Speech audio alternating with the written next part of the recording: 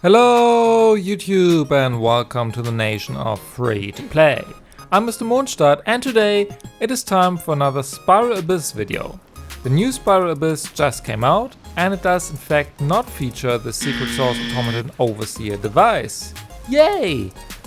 Only took 3 months. Anyway, I will talk about the enemy lineup, best teams, as well as some tips and tricks to help you get 36 star on your F2P account. Let's go!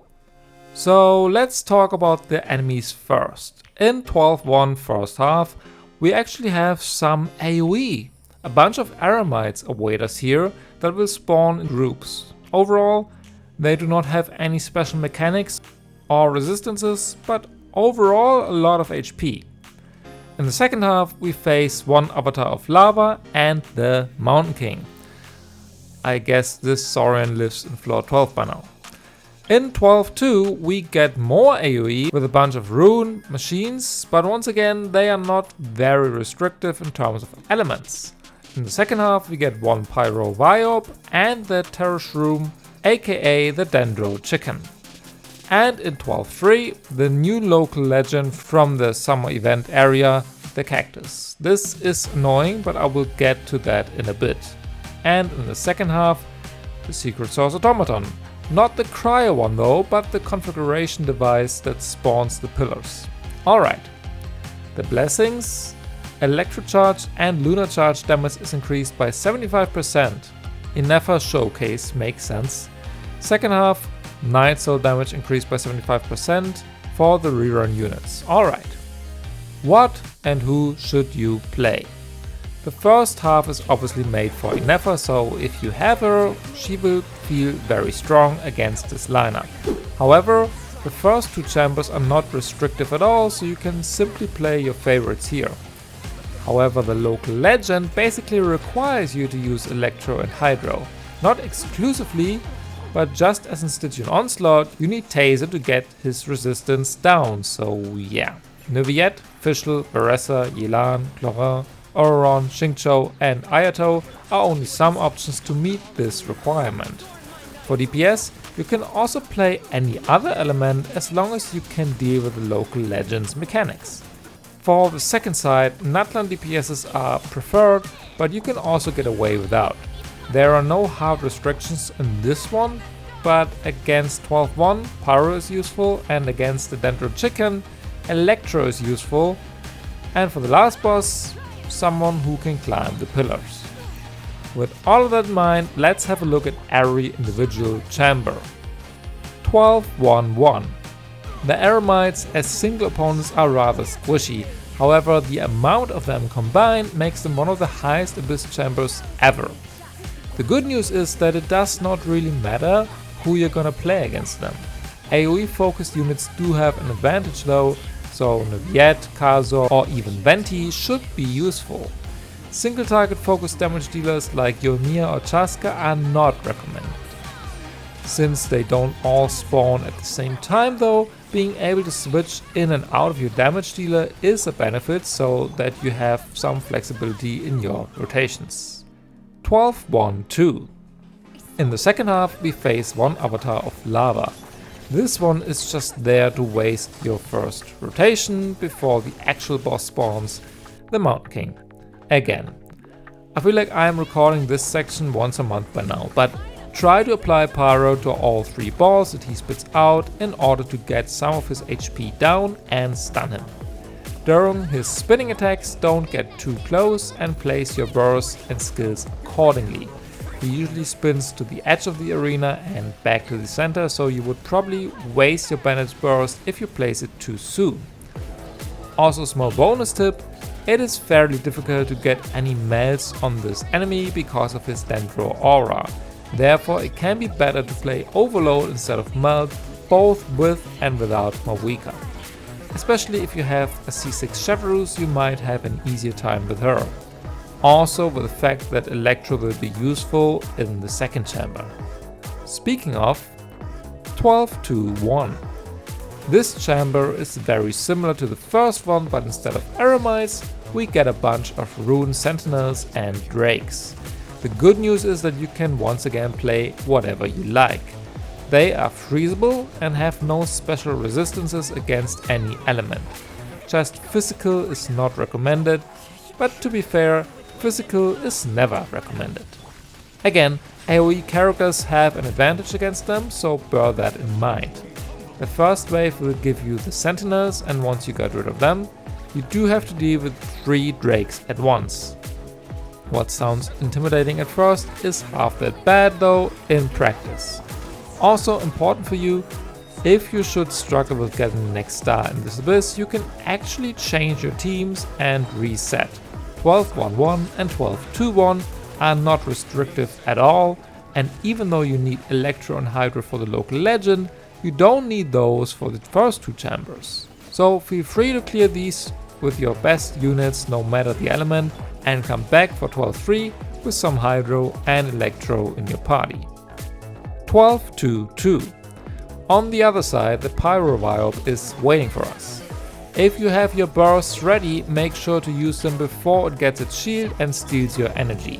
After that, he will get the shield that you have to deal damage to in order to break it. The element here does not matter. If you manage to break it in time, you will get your energy back and can use your bursts once again to finish it off. If you do not manage to break the shield, he will get a Pyro Shield instead, and you have to break this one by applying the right element often enough. The most efficient elements are Geo, Dendro and Electro with only 24 hits each. Hydro and Cryo are not efficient here with 48 hits. Note also that the Vibe has 50% basic res against Pyro, which is why Electro is even more useful in the second half. And once the Vibe is gone, the Dendro Chicken will show up.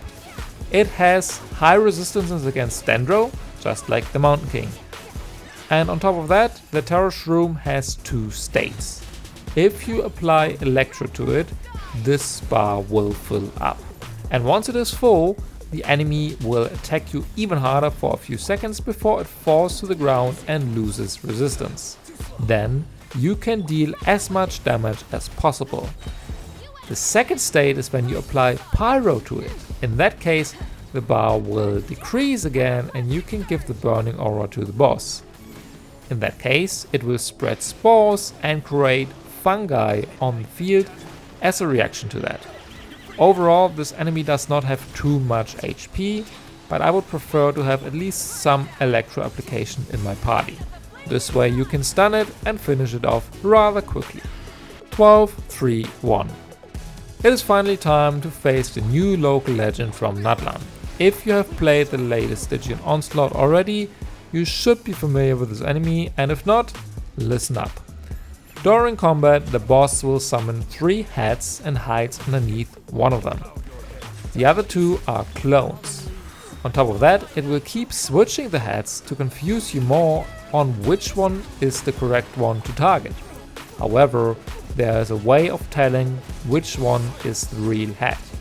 The real head has an electro aura following it when it moves around, which you can see by the golden indication, and the clones have a purple indication. So try to focus on the golden one.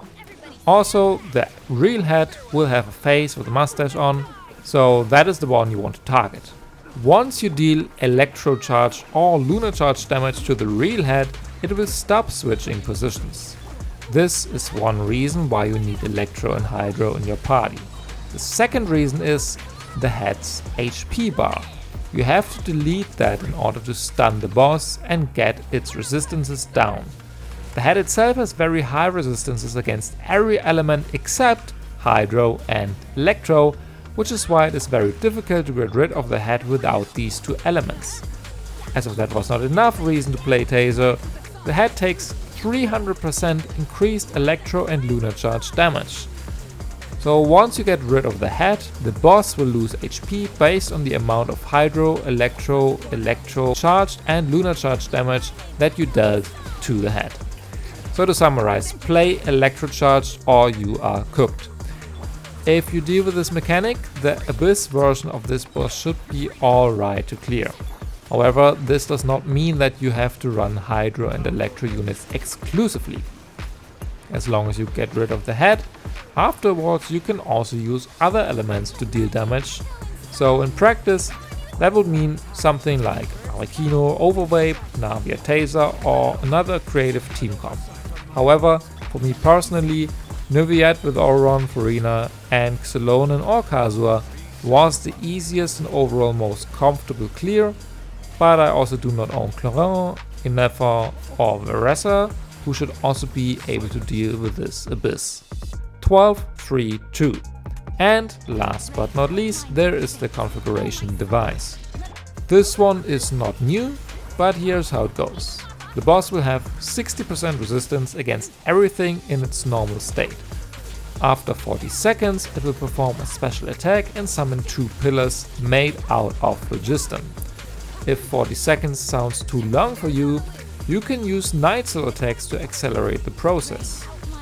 After the pillars are on field, you have to climb on top of them and break them. Afterwards the boss will lose 15% HP and be stunned, which also decreases its resistance significantly, so make sure to have your ults ready by then to finish it off. Now the biggest restriction is probably the ability to climb the pillars, but actually you don't need Nudland units for that, even though basically every Nudland unit can climb the pillar. Apart from them, you can also use Keqing, Kiori, Lanyan, Gaming, Shao, Kazua, Shenyun, all learn the way to climb the pillar. For that, you need to find the right spot, a little dent in the pillar so to speak, adjust the camera to the right angle and jump. I never learned this technique to be honest, but if you look it up you will find videos that explain it in detail. So yeah, this is basically it. Overall not the easiest abyss, but also not the worst ever. This brings us to the end of this week's video. I hope it helped you in clearing the 5.8 abyss on your account, and if so, please leave a like or subscribe to the channel. Also, if you have any more questions about team building or other topics, feel free to ask me in the comments down below. Thanks again for watching, and I will see you in the next video. Bye!